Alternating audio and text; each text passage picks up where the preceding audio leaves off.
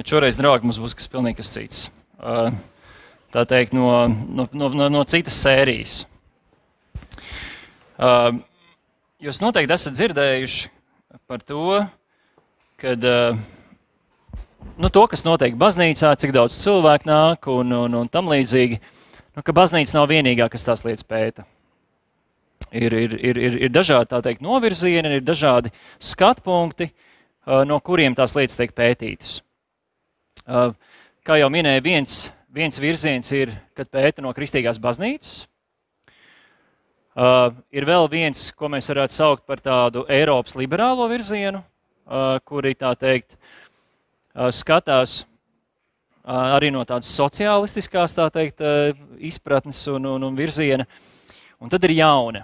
Ir jauna paradigma, ir jauna, tā teikt, reliģijas studijas skola, kas ir pavisam nesen tapusi. Un tas ir tas būtībā, par ko es jums runāšu. Ko šī jaunā reliģijas pētniecība saka par to, kas notiek rietumu civilizācijā. Kas notiek ar dievkalpojumu apmeklējumu, kāpēc ir tas, ko mēs redzam.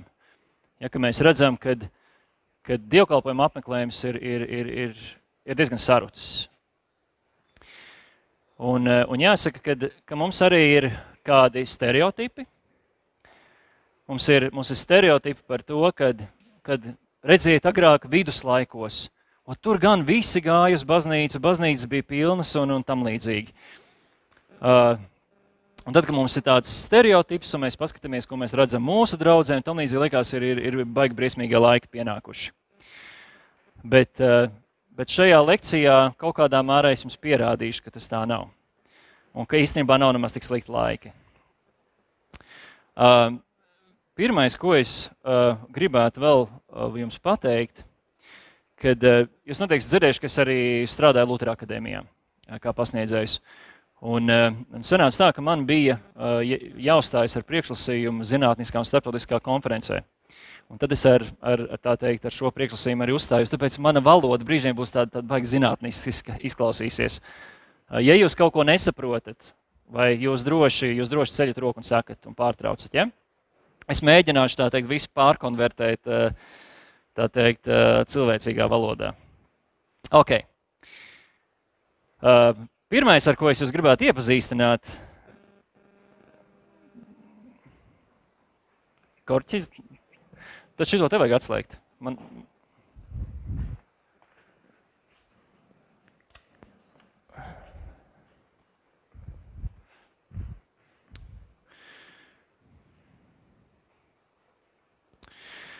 Būs mums. Anu redz. Var arī aizkars aiztaisīt. Jā.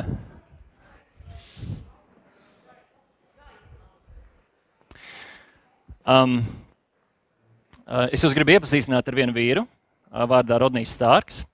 Viņš ir, teiksim, šīs jaunās reliģijas pētniecības, tā teikt, pionieris. Un kas ir interesanti, ir tas, ka viņš nav kristietis, bet viņš ir no pēdējā gadsimta viens no lielākajiem apoloģētiem. Apoloģēts ir tas, kas aizstāv kristīgo ticību. Pats nebūdams kristietis, iestājās par kristīgo ticību publiskajā telpā. Tāpēc, kad, redziet, mums kā kristiešiem, mēs esam, tā teikt, tendēti skatīties pozitīvu uz kristietību, vai ne, tur Jēzus darbojās un tam līdzīgi. Bet arī neticīgs cilvēks uz to lietu var skatīties. Viņš var skatīties uz to, ko kristietība un kristīgā baznīca ir devusi. Un tas ir tas, ko viņš darīja. Viņš sarakstījis vairāk 30 grāmatas, 140 zinātniskos rakstus. Viņš kļuva par doktoru 50 gadus atpakaļ. Un visus šos 50 gadus līdz viņa nāvei viņš nomira pagājušajā gadā.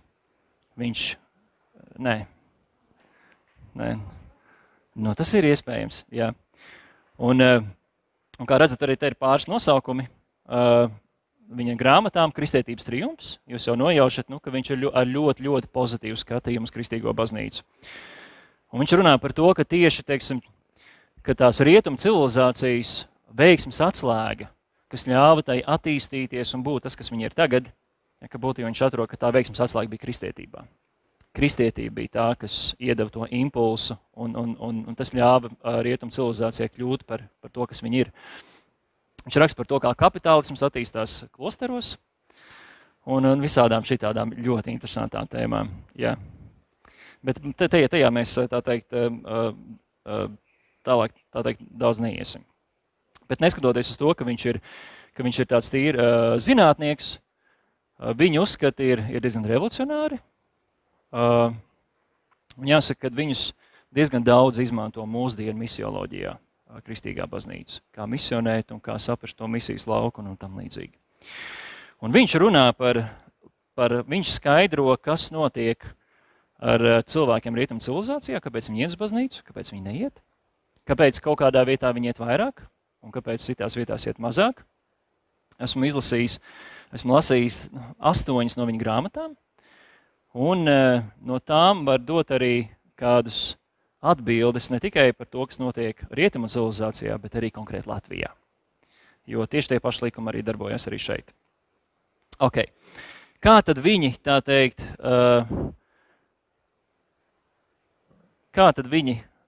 nonāk pie kaut kādiem slēdzieniem? Viņiem ir kāds ļoti efektīvs, ļoti tāds skaidrs instruments, kas spēj noteikt, kāda ir tie sabiedrības attieksmes modeļi un kādas ir tās orientācijas. Kas ir tas, par ko sabiedrība domā?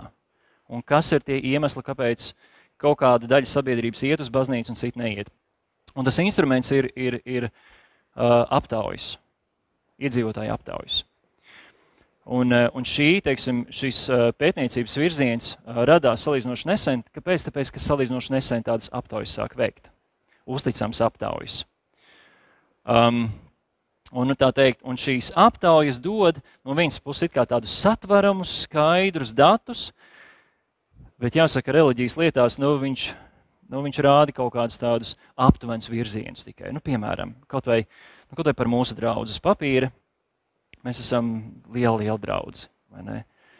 Un, atnāc uz svētdienu, tu redzi, ka tas skaitlis izskatās daudz mazāks, vai ne? Piemēram, Eiropā, teiksim, lielākā daļa Eiropas iedzīvotāji saka, ka viņi ir kristieši. Kaut viņi būtībā pēdējo reizi, kad bija baznīcā, bija tad, kad viņus nokarstīja kā bērnus.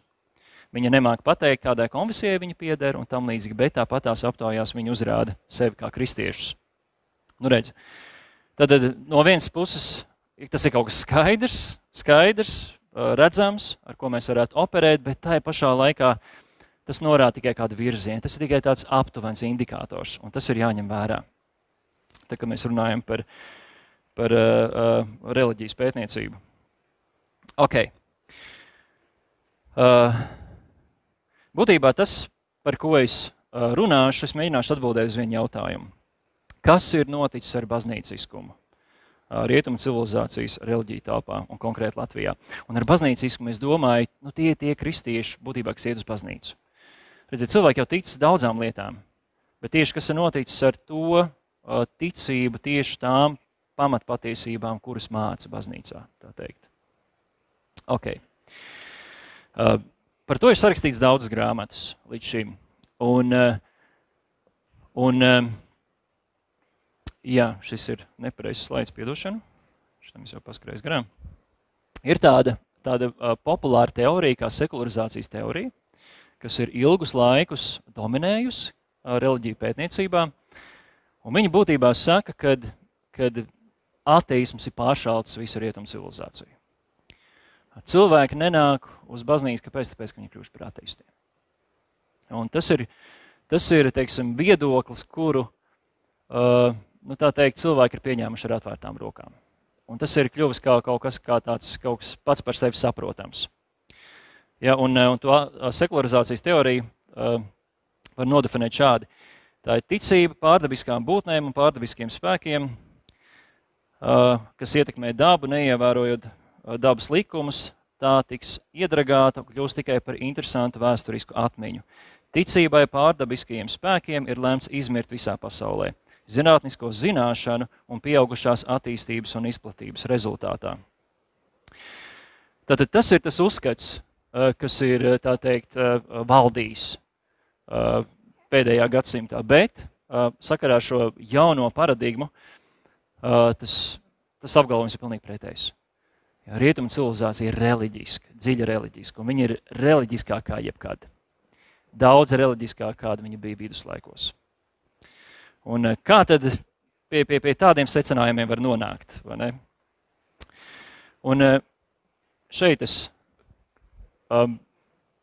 pirms tam pieminējos, kad ir veidotas jaunas iedzīvotāju aptaujas. Un ir tāda Gallup organizācija, kas veic šādu veidu aptaujas. Viņi sāka ar 2007. gadu. Viņi ir veikuši aptaujas 160 valstīs, tā skaitā arī Latvijā. Un kas kopā sastāv 97% no visiem pasaules iedzīvotājiem. Un ko tad viņi saka? Viņi uzdeva jautājumu, vai tu esi ateists? Un šeit ir rezultāts, ko cilvēki ir atbildējuši. Es domāju, ka ir vērts pievērst uzmanību Latvijai. Jā, tikai 2,8% saka, ka viņi ir ateisti. Lielākais rādītājs man šeit bija Francijai.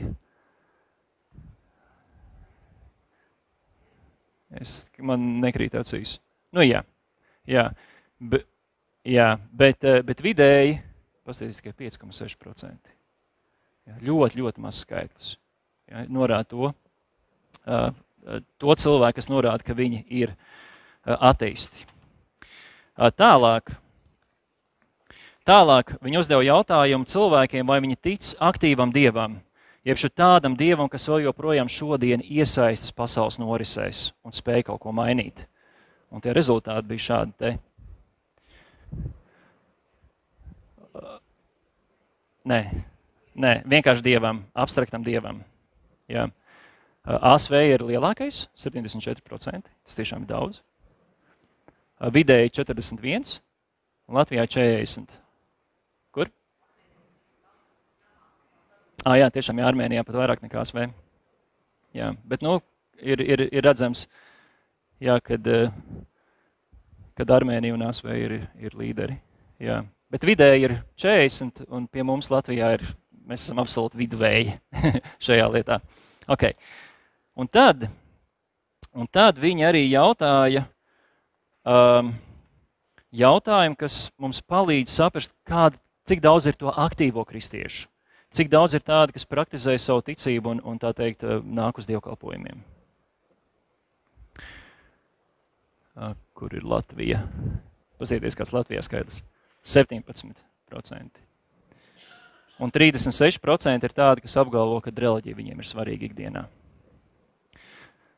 Piemēram, var salīdzināt ar ASV, var salīdzināt ar Itāliju, kas ir tādi lielākie, man šķiet.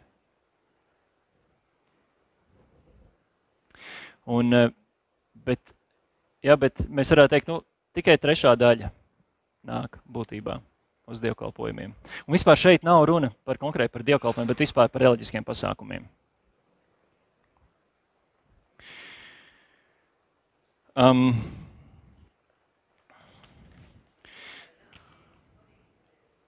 Jā, tad mēs varētu teikt, ka puse. Jā. Nē, vispār. Bet rietumu civilizācijā kristietība būtībā dominē. Ir vēl viskaut kas. Kristietība nedominē, piedošana. Jā, bet viņi saka, ka viņi vienkārši tic, un viņiem ir savi, teiksim, reliģiskie pasākumi. Okay. Ko mēs no tā visu varam secināt? Pirmā lieta ir tāda, ir pavisam skaidrs, rietumu civilizācija nav ateistiska. Tas ir pavisam skaidrs. Ir ļoti maz tādu, kas sevi uzskata par ateistiem. Kopā tie ir, tā teikt, visā Eiropā tas vidējais ir 5,6%, ASV 4,4% un Latvijā 2,8%. Otra lieta, ko mēs varam secināt, ir tas, ka ticība aktīvam dievam arī nav izzudusi. Viņi ir. Vienīgi tas, ko viņi īsti saprot ar šo aktīvo dievu, tas ir drusku cits jautājums. Vai kādā augstāko spēku. Ja Eiropā tie ir 40%, tad Amerikas Savienoties valstīs ir 74%. Ja, un par rietumu civilizāciju es domāju Eiropa un Ziemeļamerika. Tā teikt. Ja, mēs redzam, ka Ziemeļamerika ir daudz reliģiozāka nekā Eiropa. un gandrīz puse no aptaujātiem apgalvo, ka reliģija ir liela nozīme viņa ikdienas dzīvē. Un gandrīz 1/3 daļa apmeklē reliģiskus pasākumus. Ok, nu, jāsaka, Latvijā ir diezgan zems līmenis, piemēram, salīdzinot ar Amerikas Savienotajām valstīm, bet interesanti ir tas, kad nu, jau 5 gadus atpakaļ valsts, tā teikt, Tieslietu ministrija savāca, tā teikt, datus no draudzēm, lai saprastu, cik daudz ir draudžu locekļu. Un šajā atskaitē, kur tika arī publicēta valstī, norādīja, ka reģistrēti reliģiskās organizācijās Latvijā ir 1 237 954 Latvijas iedzīvotāji. Un tajā laikā Latvijas pilsonības un migrācijas lietu pārvaldes publicētais iedzīvotāju uzskaitījums bija 2 101 000. Ja? Var sakot, 59% no visiem Latvijas iedzīvotājiem ir iestājušies kādā reliģiskā organizācijā. Tas ir liels skaitlis. Ja? 60%. Tas ir tiešām daudz. Ok. Nu, un tad, protams, rodās jautājums. Ja, jā. Jā. Jā. Jā.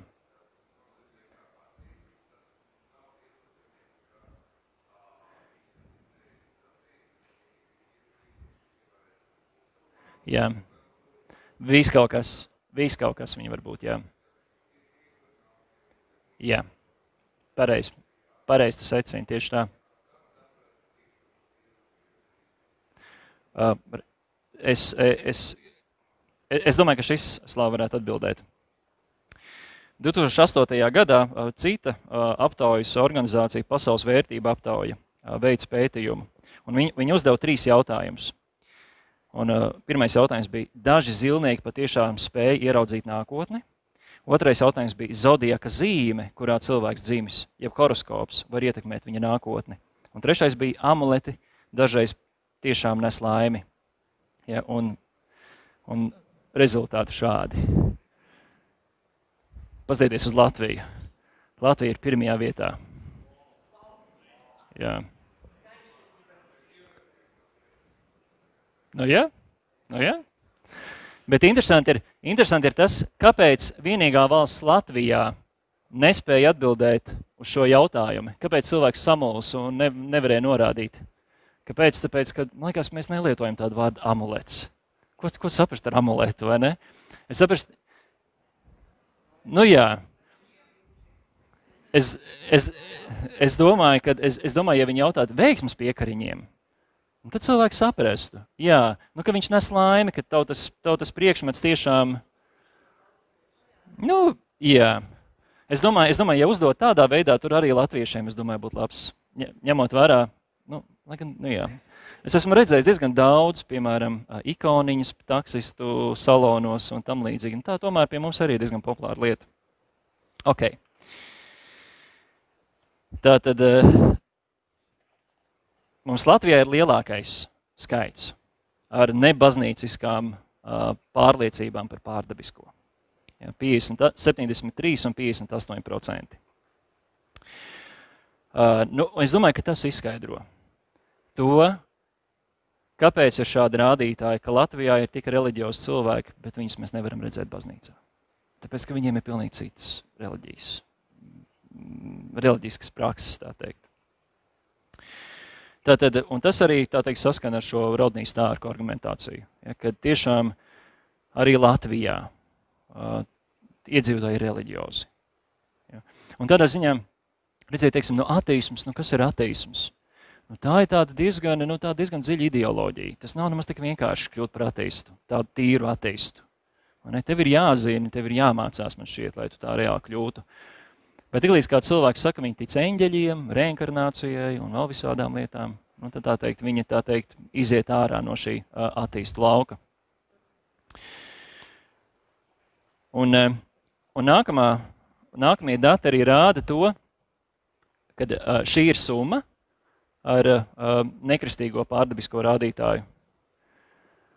Un šeit ir starpība starp tiem, kuri saka, kad reliģija viņiem ir svarīga un ka viņi nāk uz dievkalpojumu. Šeit ir starpība, tātad 19. Tas ir salīdzinoši liels skaitlis. Un ko mēs šeit redzam?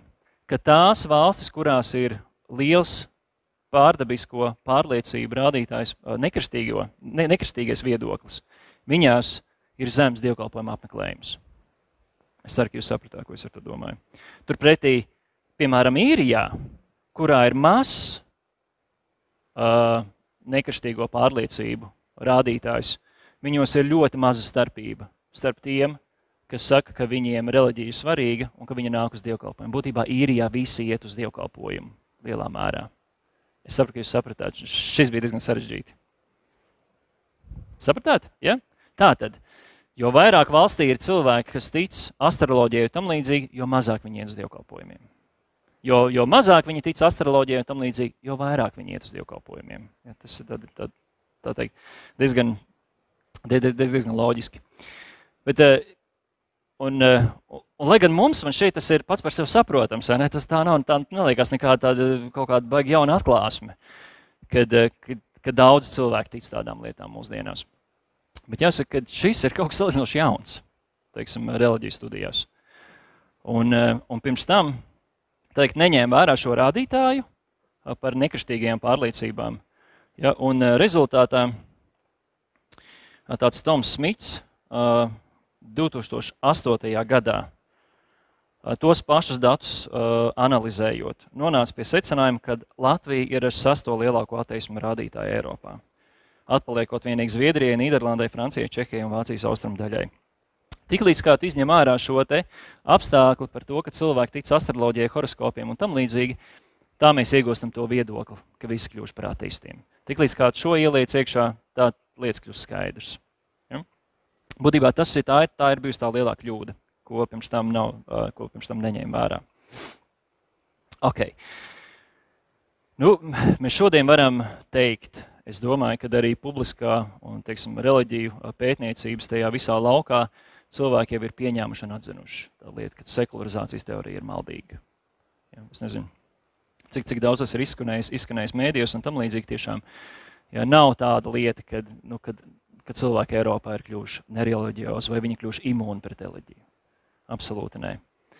Bet tas, ko šis rāda, ir tas, ka tā vieta brīva nepaliek. Redziet, tiklīdz kā baznīca vai kristieši mazāk aizsniedz cilvēkus, tas nenozīmē to, ka šajā garīgajā telpā paliek vakums, ka to nekas neaizpilda. Cilvēks vienmēr kaut ko atradīs. Ja?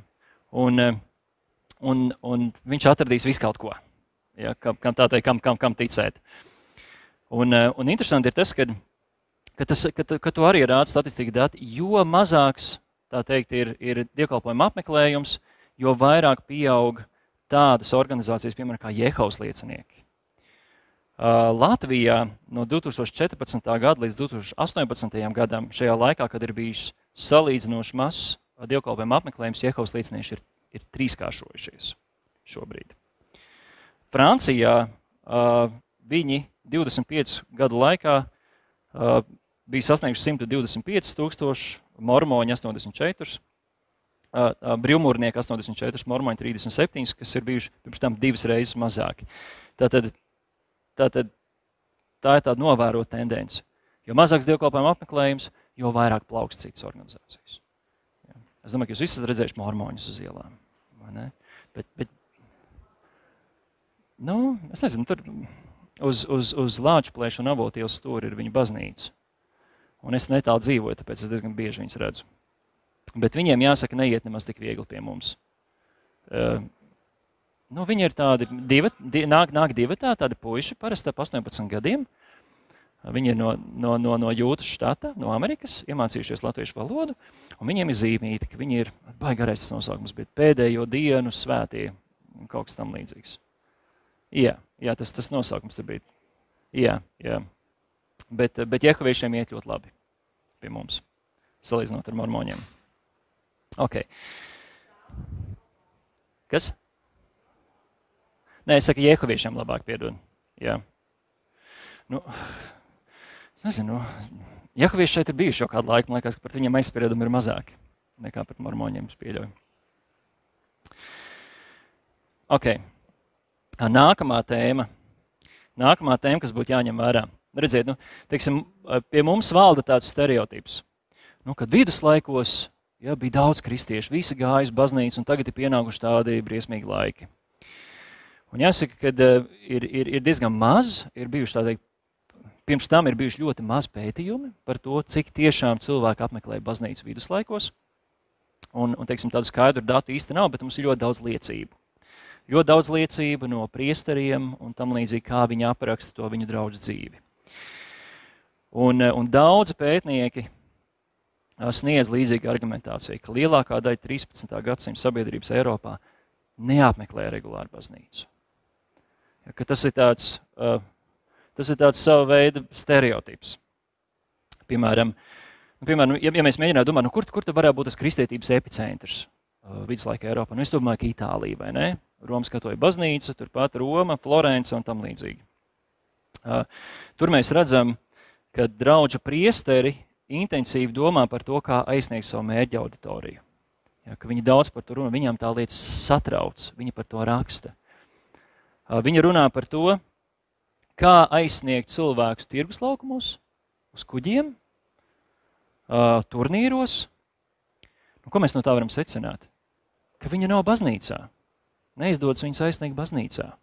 Un viņi ir satraukušies par to, ka vajag kaut kā tos cilvēkus aizsniegt. Un te ir arī skaidrs liecības, tas romiešu Humburts sūkstās savā darbā par to, ka nabadzīgie ļaudis ļoti reti apmeklē baznīcu un ļoti reti noklausās sprediķi. Tātad viņi atnāk līdz dievkalpojuma sākumā, kā sākas sprediķis, tā aiziet prom. Un to pašu arī viņš saka par bagātajiem.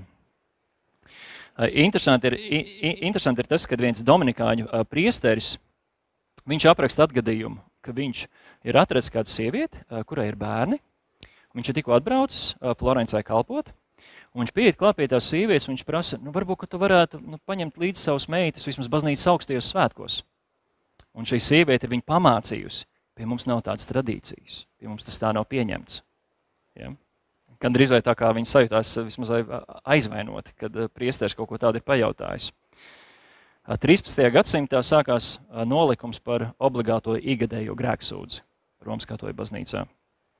Un arī šeit ir sūdzības no priesteriem par to, ka lielākā daļa, ja viņi aprobežojas tikai reizi gadā, tikpat kā neviens to nedara pareizi, un lielākā daļa to nav darījuši vismaz 10 vai 20 gadus.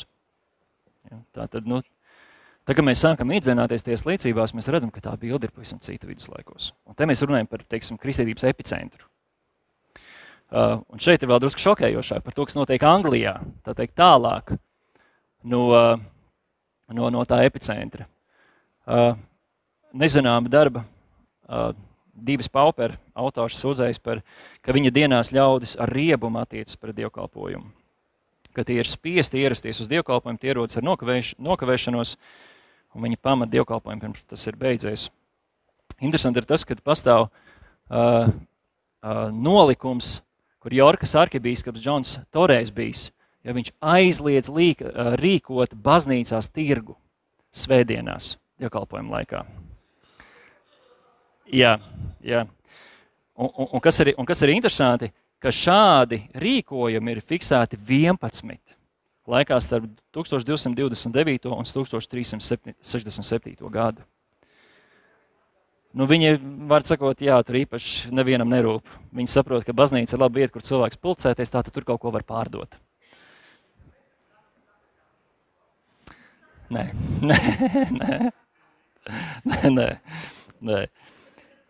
Ja, un saskaņā ar vēl vienu vēsturnieku, Džordžu Gordonu Kultonu, Velsā, Skotijā un Īrijā bija tā situācija bija vēl sliktāka kā Anglijā. Tātad tā bilde ir pavisam briesmīga. Es arī mēģināšu paskaidrot, kāpēc, kas bija tie par iemesliem, bet tas nedaudz vēlāk. Jūs noteikti esat dzirdējuši par to, kad Mārtiņš Luters izveidoja tādu iniciatīvu veidot vizitācijas pa draudzēm. Tā, kad viņš veido šīs vizitācijas, viņš sarakstīja mazo katehismu. Mazais katehisms bija tas, kas tika dots draudzes locekļiem, lai viņus apmācītu. Kāpēc? Tāpēc, ka viņš dodas vizitācijā, un viņš saprot, cik briesmīgi ir tā situācija draudzēs. Un tad, kad viņš veic tās, un tad viņš, tā teikt, uzsāk šo vizitāciju tradīciju, un vizitācijām bija jānoslēdzas ar ziņojumu vietējam pārvaldniekam, kurfirstam, ar dažādām rekomendācijām, kā labot šo situāciju. Un tātad šajās atskaitēs mēs varam redzēt to situāciju viduslaiku Vācijā. Un šeit ir luterāņu stereotips. Es domāju, cik no jums domā par to, ka reformācijas laikā bija pilns baznīcas? Vai ne? Gribētos tā domāt, vai ne? Bet šie vizitācijas ziņojumi rāda pilnīgi citu bildi.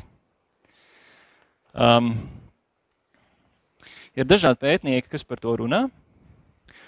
Tāds Geralds Strauss, ja viņš tā teikt parāda, teiksim, kaut kādus, viņš parāda no šīm vizitācijām kāds tāds spilgtākos faktus. Piemēram, draudžu vizitācija Saksijā. Ja, svētdienas rītos cilvēki vairāk sastopami makšķerējot nekā dievkalpojumā. Seigerhenā arī mācītāji saka, viņi bieži vien pamat svētdienās dievkalpojumu, nemaz nesprediķoja, kāpēc? Tāpēc, ka neviens nav atnācis. Bārumā arī ir izplatītākās sūdzības par slikto dievkalpojumu apmeklējumu.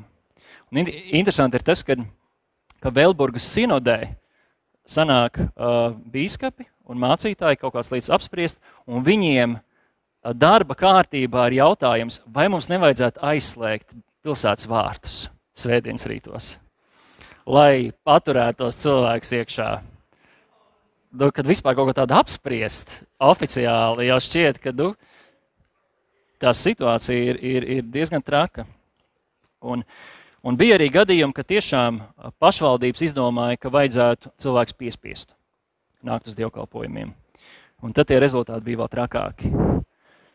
Ja, Nesavā ziņojums, ka nereti ierodas piedzērušies, sprediķa laikā guļu vai spēlē kārtis.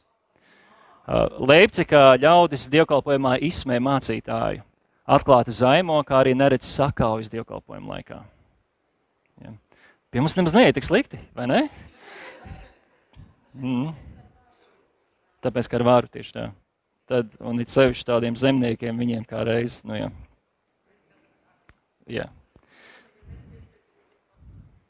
Jā, es domāju, ka jā, tā varētu būt. Ir arī, teiksim, tāds pozitīvāk pētnieki, tāds James Kitelsons, jūs varbūt esat pat redzējuši tādu, viņš sarakstīja biogrāfiju par Luteru, un to viņš tāds lojālais luterānis, viņš tā teikt negrib īpaši runāt par to, ka tā laika bija tik slikta reformācijas laikā. Viņš pēta vairāk Strasbūras apgabalu, kas tagad ir Francijā, bet tajā laikā tā bija, tas apgabals piederēja pie Vācijas. Un viņš raksta par to, ka tiešām Mārtiņa Lutera mazais katehisms tika mācīts no galvas, un tiešām daudz arī iemācījās. Tiešām daudz iemācījās. It īpaši jaunatne no galvas. Bet tā problēma bija tāda, ka lielākā daļa nesaprata, ko viņi tur ir iemācījušies. Viņi nespēja atbildēt uz konkrētiem jautājumiem. Ja, kāpēc tu tā domā? Ja, viņi saka, tāpēc, ka man teica, tāpēc, ka man bija jāiemācās no galvas tas. Tā bija parasta atbilde. Bet ir arī, teiksim, kas ir pa vidu, starp šo pozitīvo un negatīvo skatījumu, tāds vēsturnieks Voglērs, un viņš būtībā rāda man šito skaidrāko bildi. Ja, būtībā tas secinājums ir tāds. Reformācijai neizdevās atjaunot cilvēku skaitu baznīcās. Viņš turpinājās tāds pats kā pirms tam. Kaut kas mainījās, bija trīs cilvēku grupas. Nē, tas ir nākamajā slaidā, piedošana. Kad divas iedzīvotāju grupas, viena kļuva baznīciska reliģioza, tie būtībā bija izglītotie cilvēki. Tie bija no muižniecības izglītotajiem pilsētniekiem un priekšzīmīgiem pilsoņiem. Tiem reformācija aizgāja. Ja, tos cilvēks aizsniedza. Bet tie, kas bija gāni, dzirnavnieki, zemnieki un kas izvairījās teiksim, no sabiedriskām norisēm, ja viņi saglabāja savu vienaldzīgu attieksmi pret baznīcu. To neizdevās mainīt reformācijai. Bet spilgtākais bija tas, kad mācītāji kļuva gudrāki pēc reformācijas. Ja, tas vismaz ir labi. Ir daudzas, ir arī citi dati palikuši, kā piemēram, izskat no galvas. Kā ar Latviska testamenta? Nē. Mantojums, tieši tā, mantojuma dokumenti.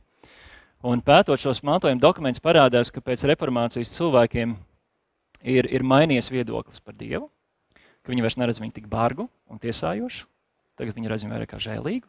Tas ir tāds, tā ir tāda laba ietekme pēc reformācijas, bet tāpatās trīsvienības doktrīna ir kļuvusi, viņi palikuši tikpat neskaidri. Cilvēki tādas lietas, tā teikt, nav iemācījušies. Nu tā, un jautājums, kāpēc tas tā bija? Kas ir par iemeslu tik zemam dievkalpojuma apmeklējumam? Pirmā lieta ir tāda, kad ir dievnama trūkums. Dievnam būtībā bija tikai pilsētās. Un atsevišķos ciemos un mazpilsētās bija kapeles, mazās kapeles, kuras augstmaņi privatizēja savām vajadzībām. Tas ir viens. Un 14. gadsimtā demogrāfijas rādītāji rāda, neieskaitot Krieviju, ka pilsētās dzīvoja vien 5% no iedzīvotājiem. Ja, tātad tikai 95% iedzīvotāju dievkalpojums vispār bija pieejams. Turpatās. Ja. Tā ir liela problēma.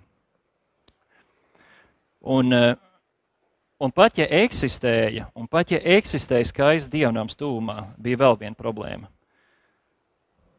Bija katastrofāls garīdznieku trūkums. Un te ir pāris dati, kad Ženēvas apkārtnē 16. gadsimtā vismaz 80% dievnam bija bez garīdznieka. 80% Ženēvā, kas ir tāds reformācijas laiks, kas faktiski ir plaukums reformātu baznīcai. Bīskapa vizitācijas Anglijā 16. gadsimtā atklāja, ka no 192 draudzēm Oksfordšīras grāfistē 58 norīkotie garīdznieki nemaz nebija draudzēs klātesoši. Tas nozīmē, ka viena daļa ir, trešā daļa ir norīkota, ja viņi nemaz tur nenāk. Viņi nemaz nevada ne dievkalpojums, neko. Tā. Viduslaikos viss kaut kas bija iespējams. Un līdzīga situācija varēja novērot arī pašā epicentrā Itālijā. Ja, garīdznieku trūkuma dēļ daudzas mazpilsētas bija bez dievkalpojumiem, pat ja tajās bija dievnams. Okay. Bet vai tiešām viduslaikos iedzīvotāji bija nereliģiozi? Protams, ka viņi bija reliģiozi. Bet tā problēma bija tāda, ka tās nebija kristīgās, tas nebija kristīgās baznīcas pamatpatiesības, kas dominēja tajā laikā. Kas bija kas? Tas bija tās pašas nekristīgās pārdabiskās pārliecības par, gluži kā astroloģiju un tam līdzīgi. Ja viņi nereti piesauc Jēzu, Dievu to kungu, jauno Mariju un dažādas svētos, pat reizē arī dažādas garus. Ja, un pagānu dievības. Un tie dati rāda, ka tiem cilvēkiem maz interesēja tāda lieta kā dvēseles pestīšana. Bet tas, kas viņiem interesē, ko viņi var dabūt tagad. Kas viņiem var palīdzēt auglībai, lai darbā iet labi, lai nauda nebeidzas un tam līdzīgi. Ja, tas bija tas, ko viņiem vajadzēja. Jā, par to jau ir. Ka būtībā Eiropā tiešām nekas nav mainījies. Vai ne? Dievnam ir pieejamāk, jā. Bet tāpatās, jā, tas arī. Bet tāpatās tas ir tāds nestabils rādītājs. Jā, piemēram, mūsu draudze. 19. gadsimta beigās mums draudzē bija 40,000 locekļi. 40,000. Es nezinu, bet tad, kad es piedzimu 1987. gadā, draudzes locekļi bija 400. Jā. Nepilni. Jā. Nu, 2 gadsimtu laikā būtībā 100 reizes, ja es nemaldos, jā, bija kritums.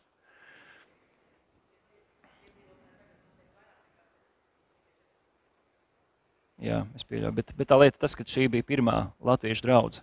Šī bija diezgan tāda, viņa bija pirmā un vienlaika arī vienīgā, kur Dieva vārds tiks sludināts latviešu valodā. Pašā tie bija vācu Luterāņu baznīcā. Un tāpēc, tieši tā, padomu laika būtībā bija tie, kas iedeva to lielo spērienu, tā teikt. Bet ne tikai. Izbrauc arī trimdā ļoti daudzi. Un arī no mūsu draudzes mums bija 2 draudžu kopas, 4 mācītāji, no kuriem aizbrauc trimdā. Un tāpēc būtībā Jānis Liepiņš šeit nonāca. Tāpēc, ka nebija kas kalpo. Tā. Ok, var sakot, teiksim, nav bijis tā, ka Eiropa ir bijusi baigi kristīgā. To varbūt nav nemaz tik viegli sagramot. Bet kas ir interesanti? Bet kāpēc Amerikā? Kāpēc Amerikā ir pilnīgi cits attēls? Par to es mēģināšu atbildēt. Ok. Interesanti ir, ja pavēro tos datus, kas notiek, jūs zinat, kad atklāja Ameriku, Amerikas Savienotās valsts liela daļa piederēja Anglijai, Britiem, un kas notika, bija milzīga migrācija no Eiropas uz Amerikas Savienotajām valstīm. Un tad, kad 18. gadsimta vidū un vairāk uz beigām, tie cilvēki jau bija sabraukuši. Un tie, kas braukā no Eiropas uz Ameriku, viņi atbrauc, viņi ir pilnīgā šokā redzot, cik ārkārtīgi reliģiozi tie cilvēki ir Amerikā. Bet interesanti ir tas, ka pašā sākumā, ka tad, kad Eiropieši atbrauc uz jaunajām kolonijām, tikai 17% iedzīvotāju piederēja pie kādas draudzes. 17% viduslaikos, tie, kas atbrauc uz Ameriku. Ja. Viņiem īpaši neinteresēja tās lietas. Un vēl viens interesants dats, kad no 1761. līdz 1800. gadam 33,7% no visiem jaundzimušajiem jaunajā koloniālajā Anglijā piedzima pirms jaunolāto laulību sasniedz 9 mēnešu ilgumu. Tad trešā daļa viņiem, laulība un laulības šķīstība absolūti nebija nekas prioritārs. Bet tad mainījās tā situācija. Viņi atbrauca uz turienu un tur kaut kas notika Amerikas Savienotajās valstīs, kad viņi pēkšņi kļuva ārkārtīgi reliģiozi. Ir dažādi, laikam to man jums nevajadzētu rādīt tagad to, ir dažādas liecības par to, kad, kā tie Eiropieši izsakās. Piemēram, tāds angļu žurnālists Viljams Koberts saka par to, cik viņš ir ārkārtīgi pārsteigts, redzot, cik daudz dievkalpojumos cilvēki ir, cik labi apsaimniekot ir dievnamu, un ka pie dievnam kapsētā kapakmeņs ir ticis piešķirts katram kapam. Ja? Tas nozīmē to, ka Anglijā tā situācija ir bijusi ļoti, ļoti slikta. Tā. Piemēram, tāds franču politiķis un vēsturnieks Aleks de Tocqueville, ja es pareizi izrunāju, viņš liecina par to, kad luterāņu dievkalpojumi ir daudz vairāk apmeklēti Ņujorkā, nekā tas bija Berlīnē.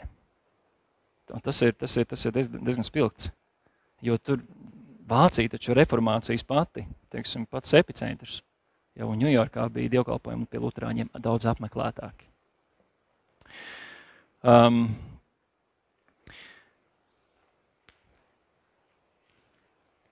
Un tagad es gribētu jums parādīt tās konkrētās lietas, kas padara Amerikas Savienotās valsts par tik īpašām. Kāpēc pie viņiem tās lietas strādā citādāk? Kāpēc tur tie cilvēki ir reliģiozāki un tieši kristīgāki? Viena lieta ir tāda, ka tur ir liela konfesionālā daudzveidība. Tas ir viens tāds liels rakstura lielums, kas ir tur. Aptaujas dati rāda, ka 95% tic Dievam, 80% tic pēcnāves dzīvē debesu valstībā, un puse no iedzīvotājiem lūdz vairākas reizes dienā. Un tikai 13% nelūdz nemaz. Un šeit jūs redzat, kāda ir tā daudzveidība, ka lielākā daļa ir protestantu. Katoļi arī ir ļoti, ļoti daudz, bet mazāk austrumu pareizticīgie. Un interesanti ir tas, kā tas viss notika. Kā viņi kļuva tik ārkārtīgi reliģiozi. Un liecības rāda, ka Ņujorkas, Virdžīnijas, Merilendas, Ziemeļa un Dienvidkarolīnas, kā arī Džordžijas kolonijās, es gan nevarēšu laikam parādīt, bet jūs saprotat, ja? Te viņas ir. kad tikai 2 kolonijās nebija tā. Var sakot, pārējās kolonijās bija tas, kad anglikāņu baznīcai bija privileģēts status. Tā teikt, šajās kolonijās, šajos štatos, kaut kādā mērā bija aizliegtas citas konfesijas. Ja tu gribi tur piedēt, tev ir jābūt anglikāņu draudzē. 2 štatos, Ņūdžersijā un Pensilvānijā, nebija tāda lieta. Tur neviena konfesija nebaudīja privileģētu statusu. Un dati rāda, ka jau tajā laikā, jau 18. gadsimtā, šajos 2 štatos bija ievērojami augstāks dievkalpojuma apmeklējums. Un tad, kad notika neatkarības karš, un tā teikt, Amerikas Savienotās valstis ieguva savu, tā teikt, neatkarību, tad, tā teikt, noņēma tādu lietu kā privilēģijas kādai konfesijai, vispār kā tā. Un tās konfesijas, kas bija privileģētas, viņas faktiski nevarēja izdzīvot. Viņas izrādījās nesagatavotas, nespējīgas tai pastāvēja pretī tai konkurencei, kas eksistēja no citām konfesijām tajā vidē. 1850. gadā 3. daļa amerikāņu jau piederēja pie vietējās izcelsmes draudzēm. Tātad vietējais. Vietējie mācītāji, vietējie cilvēki veido savas vietējās draudzes. Tad 20. gadsimta sākumā tam piederēja jau puse. Bet šodien pie tām jau pieder 65% Amerikas iedzīvotāji. Tātad tur slēpjas tā atbilde. Ja, kad konfesijas, kuras nav privileģētas, ko viņas dara? Viņas strādā vairāk. Kāpēc? Tāpēc, ka tur ir konkurence. Un tas ir tieši tas, par ko runā arī liecības. Grīsgaņs ir diezgan karavīgs ateists, un viņš sūdzās par to, ka baznīcas nošķiršana no valsts ir iedzīvinājis lielas pūles izplatīt reliģiju. Viņš apraksta garīdzniekus Amerikā kā biznesmeņus, kas drosmīgi stājas pretī sīvajai konkurencei un mērķtiecīgi uzlabo savu arodu. Tāpat arī Džozefs Grūns secina ko līdzīgu, ja, ka viņa prāt valsts piešķirtais privilēģijas status dara garīdzniecību kūtru un slinku. Jau viņš novēro pie vietējiem amerikāņiem 3 priekšrocības. Tiem ir vairāk sludinātāju, viņi sludināja bija daudz aktīvāki, un viņi sludinātāji izmaksāja daudz mazāk, kā tas bija Eiropā. Ja. Un tātad būtībā tas lielais apstākļs ir tas, kad tur ir tā reliģijas tirgus brīvība. Ja. Un pie mums Eiropā viņi tikpat kā nav. Tur tās konfesijas konkurences dēļ ir daudz aktīvāki, un viņi aizsniedz tos cilvēkus konkurences dēļ. Visu kaut ko, protams, visu kaut ko viņi tur sludina. Ja. Un šajā brīdī jums arī jāsaprot, kad es šo veidoju kā, teiksim, vairāk no šīs sociāli zinātniskās reliģijas puses, bet no teoloģijas puses sāk nepiekrist jau daudzām lietām. Ja. Tā, kad es jūs tikai iepazīstinu ar šo. Ok. Bet vai jūs zinājāt, kad Eiropā ļoti daudzas konfesijas ir īpaši privileģētas? Nezinājāt? Ne? Piemēram,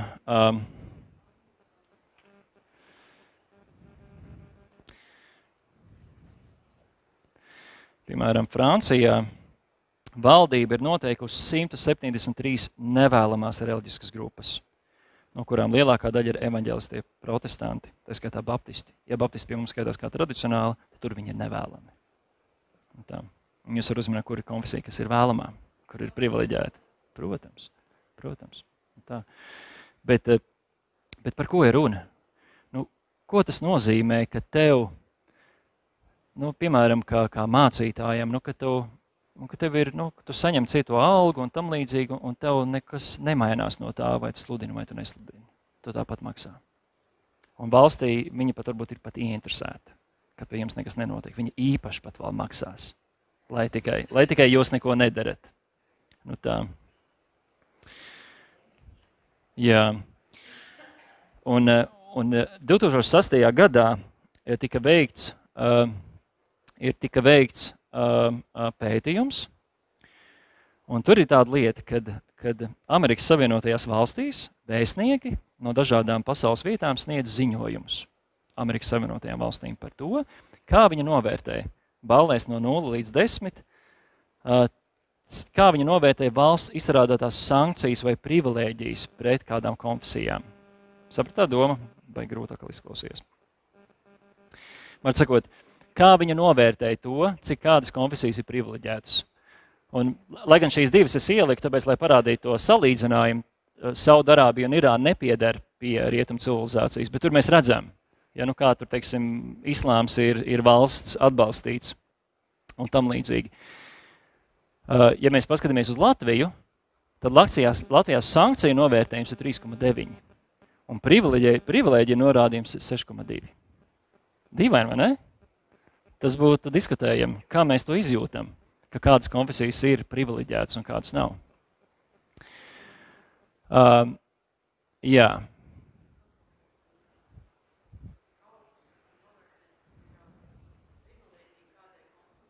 Jā. Jā. Bet jāsaka, kas man pievērš ritīgi uzmanību par to, ka viņi tik slikti novērtēja Krievijas, ka privilēģija tikai 3,0. Smieklīgi, vai ne? Bet šis bija veikts pētījums 2003. Gadā. Tieši šis, kas bija no Krievijas. Es pieļauju, ka tajā laikā tas vēl nebija tik, tas nebija tik radikāli kā tagad, kad Krievijas pareizticīgā baznīca absolūti dominē ar valsts palīgu, tā teikt.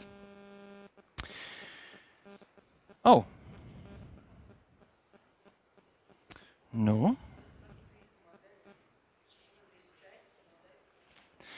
Nu, es domāju, ka, piemēram, ka tad, kad jūs dzirdat vārdu sekta, vai jūs nejūtat, ka tam ir tā ļoti dziļa negatīva pieskaņa? Vai ne? Es tās, ka man printeris nav izprintējis pēdējās 10 lapas. Bet tas nozīmē, ka es runāšu drusku īsāk un konkrētāk, jo man vismaz slaidi ir palikuši. Vēl viena sakritība, jo lielāks privilēģiju rādītājs kādai konfesijai, jo lielāks ir rādītājs horoskopiem, astroloģijai un tam līdzīgi. Ko tas nozīmē? Ja kādas konfesijas ir privileģētākas, viņas ir mazāk interesētas aizsniegt tos cilvēkus, bet garīgajā telpā tā tukša vieta nepaliek. Viņi tūlīt meklēs kaut ko citu. Turpretī Amerikā ir tā konkurence, un viņi ir ieinteresēti aizsniegt katru. Tāpēc tur tas rādītājs ir zems, un dievkalpojuma apmeklējums liels.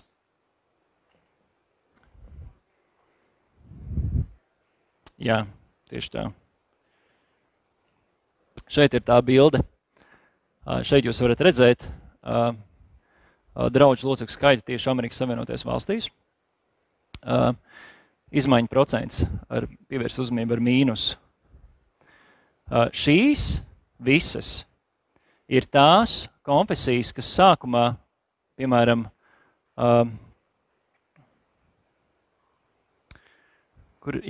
metodistu baznīca ir lielākā Amerikā. Viņai sākumā bija ļoti lieli uzstādījumi gan garīdzniecībai, gan draudzes locekļiem. Tās bija draudzes, kurās lika lielu uzsvaru uz disciplinētību. Tika uzstādīts liels prasības kristiešiem šajās konfesijās. Bet tad viņi samazināja šīs prasības. Viņi vairs neprasīja no tiem cilvēkiem. Tās ir tās konfesijas, kuras mēs šodien sauc par liberālajām. Un šeit tas, teiksim, no šī pētījuma tas sausais atklums ir tāds. Tiklīdz kā tu samazini prasības cilvēkiem šajās konfesijās, līdz ar to krītās arī draudzes locekļu skaits. Kas liekas diskutējami Latvijas kontekstā, vai ne? Liekas, ka tieši tās draudzes, kuras prasa mazāk, kuras neuzspiež tik daudz ticību un tam līdzīgi, ka tās būtu pie mums apmeklētāks, tā viņš šķiet. Bet, tas vēl ir, tā teikt, diskutējami. Un skatieties, piemēram, Romas katoļu baznīca Amerikas Savienotos ir daudz veiksmīgāk nekā Eiropā. Kāpēc? Tāpēc, ka šeit ir konkurence. Te viņi ir gatavi cīnīties un mesties iekšā. Un tāpēc, ja pa šiem gadiem ir salīdzinoši mazs kritums, neskatoties uz visiem skandāliem. Jā. Un, piemēram, Dienvidas Baptistu konvencija, viņi ir gandrīz nemainīgi. Kāpēc? Tāpēc, ka kā viņi sāka ar augstām prasībām, tā viņi arī turpināja. Un nekas nemainījās viņu, teiksim, dievkalpojuma apmeklējumā. Šī ir iespējams liberālākā luterāņu baznīca pasaulē. Jā. Jā. Tad šeit nav runa par, piemēram, Misūrī sinodu un tam līdzīgi. Un ko es vēl gribētu? Vai es esat redzējuši kādu misionāru, kurš nebūtu no Amerikas? Ok, labi. Es gan laikam nē. Jā. Jā. Kāpēc? Tāpēc, ka tur viņi ir reliģiozāki. Viņi ir gatavi doties misijā. Un sevišķi pie, vismaz visi, kas misionāri, kas ar mums sadarbojušies un kas pie mums kaut ko darījuši, tie visi ir no Amerikas. Un šīs ir tās draudzes, kurās ir augstākas prasības. Jūs redzat, tās ir vasarsvēku tradīcija, 7. dienas adventisti, mormoņi. Pastieties, kā mormoņi ir izauguši.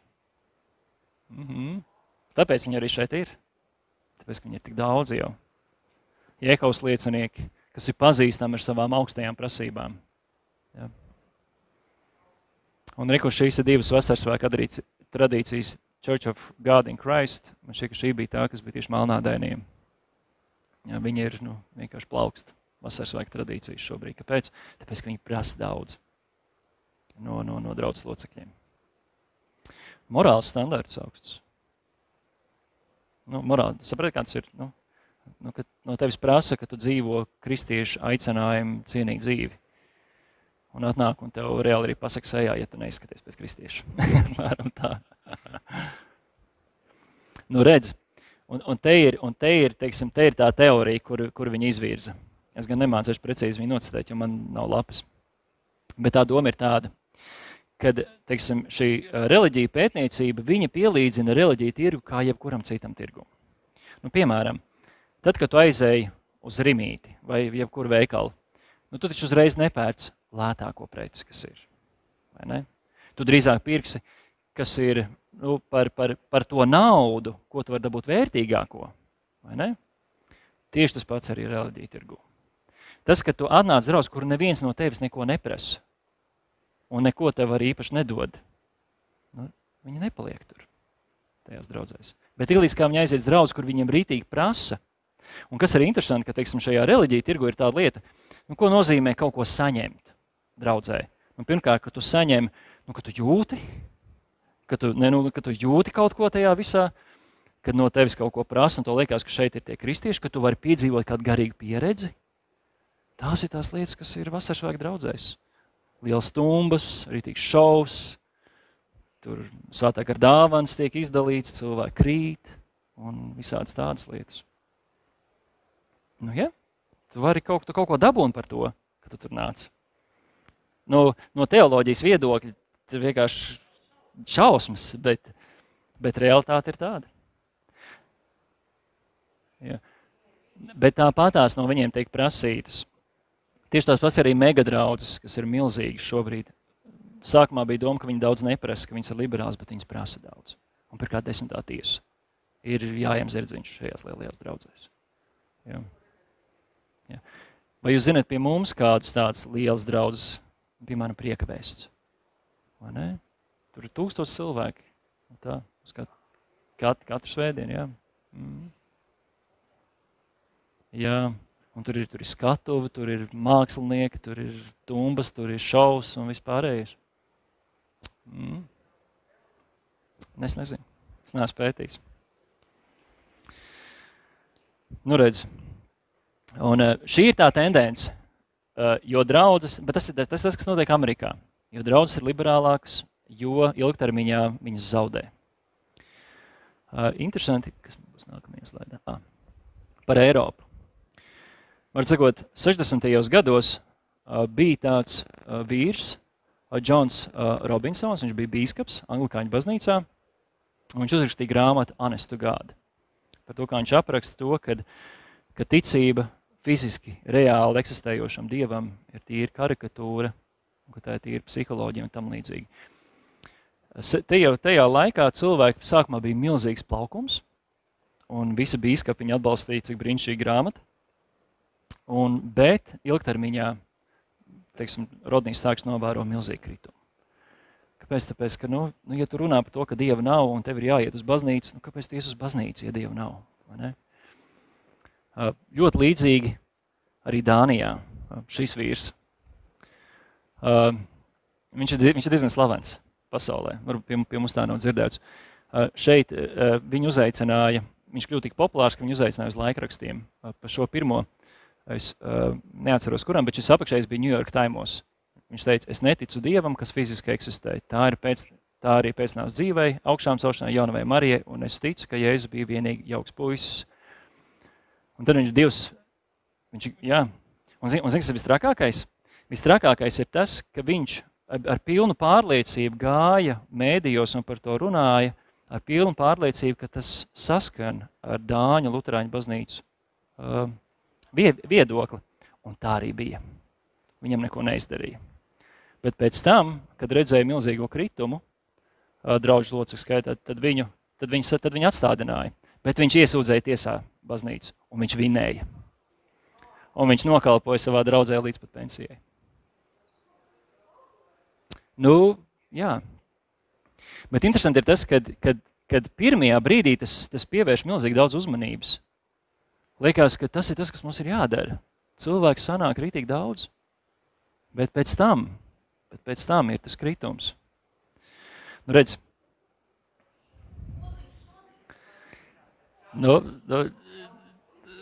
Jā.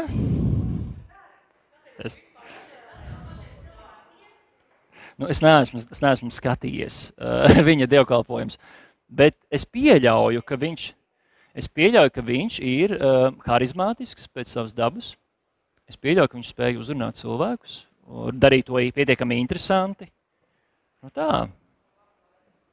Jā, padzied. Jā. Ok.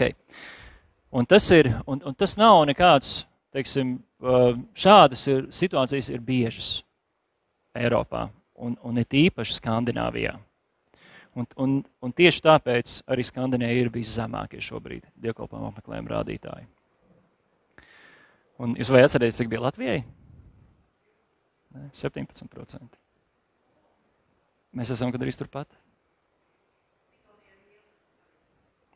Zini kā, vienīgais, tad, kad tajā ziņojumā, kad vajadzēja dot savu atskaiti prieka vēstī, viņi ierakstīja skaitli 333 visos gados. Visos. Un, protams, ka viņi pieļauja, ka viņam vienkārši ir viena alga, bet es domāju, ka tas pamainītu mūsu šo lielo ainu, ja tiktu parādīt, cik daudz, ka tie viņa dievkalpojuma apmeklējumi tiktu iekļaut statistikā. Es pieļauju, ka tas izmainītu. Bet viņi vienkārši ierakstīja 333 visur. Es pieļauju, ka viņam ir viena alga kaut ko, teiksim, par valsts šo uzskaitas sistēmu. Tā. Un galu galā ir Rodnijs Stārks, nebūdams kristietis, nonāk pie tāda galvenā secinājuma savas ražīgās karjeras laikā, un viņš nonāk pie šāda secinājuma. Cilvēki apmeklē baznīcu, lai pielūgtu autentisku Dievu. Ja tas tā draudzē nevar notikt, tie pārstāj nākt. Un ja ir pieejama kāda alternatīva draudze, tie apmeklēs draudzi, kur tie var pielūgt. Baigi gudri, vai ne? Jā. Tā. Labi. Tā bija lekcija.